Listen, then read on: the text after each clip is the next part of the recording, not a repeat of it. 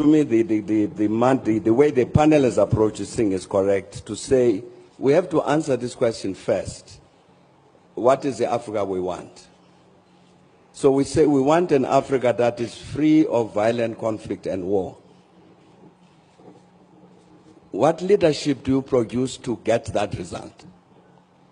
We want an Africa that is free from poverty. What kind of leadership do you need to create to end that poverty? We want an Africa that is free of, that is driven by women's emancipation. Where is this leadership? How do you create it? We want an Africa that is free of corruption. How do you produce this leadership that is not corrupt? Now, these are the questions that we've got to answer, these practical things that President Kagame was talking about. And it's not an easy question to answer. But I think critically, and we were discussing this thing yesterday, critically, we need a critical self-assessment of ourselves as Africans. To say, as President Kagame was saying, we've been discussing this thing about the quality of leadership, challenges we face for a very long time. But when have we sat down to say, now let us assess, no, you Thabo Mbeki, were president of South Africa for so long. Let's assess your performance. Did you provide this kind of leadership that is suitable for this Africa that we want? Where did you go wrong? We got the African peer review mechanism, which President Obasanjo can speak about.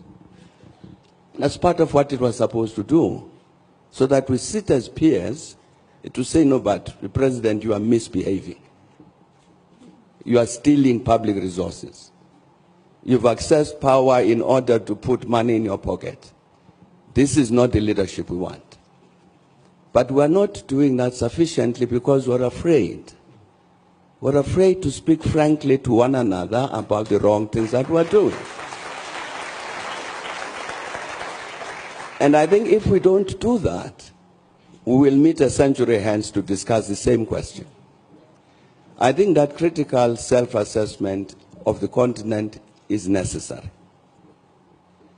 And I mean a real, critical, truthful self-assessment that's critical. And I think that would be an important step forward in terms of producing this kind of leadership which Africa wants. I'm handing this to President Kab. I suspected you might do that, yes.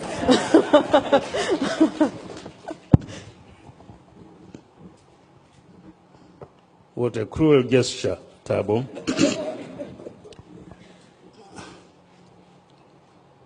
We want an Africa, as you said, where there is equality of gender, equality of opportunity,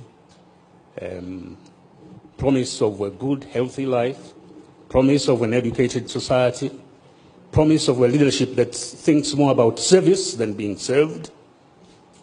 We want all of that, borders to be removed and so on. Why don't we have it? My answer is very clear. Because you have a selfish leadership. Extremely selfish. We often think of the problem of leadership as being the problem of the leaders alone. Fine. They must be defined, have integrity, have all those we want. But to succeed, they must be able to implant those attributes in the population. Their political parties must be organized in such a way that they reflect those values and embody those aspirations in their political interaction. If they don't, you have trouble. We are multi-ethnic societies. What basic values have we embodied in these societies? Equality? Or is it diversity? How do you convert diversity into strength rather than diversity as a cause for war and internecine fighting? Can it be done? It can be done. It's been done in centuries before, in Europe and elsewhere. Why can't it be done in Africa? But we don't have the will because we are selfish. We are concerned of the here and now in the seat I am in.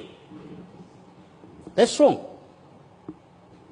We have, it's ironical that you have a continent with the best natural resources of any others as of today, but they are being exploited for the sustenance of those who enslaved us and continue exploiting us rather than being exploited for our own emancipation. Why? Because you have a leadership that does not recognize the degree of present-day enslavement, economic enslavement, and the necessity for emancipation. It's ironical. We talk about development, but we don't stop in time to define what development in our kind of situation is. One of the greatest reasons of admiration for this country, for instance, is the fact that you have here a universal system of health and education delivery.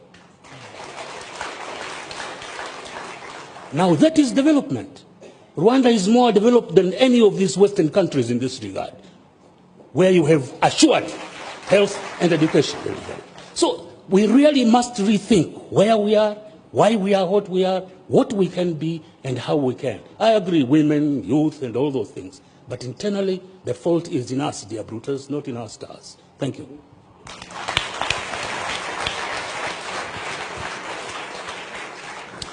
Thank you very much.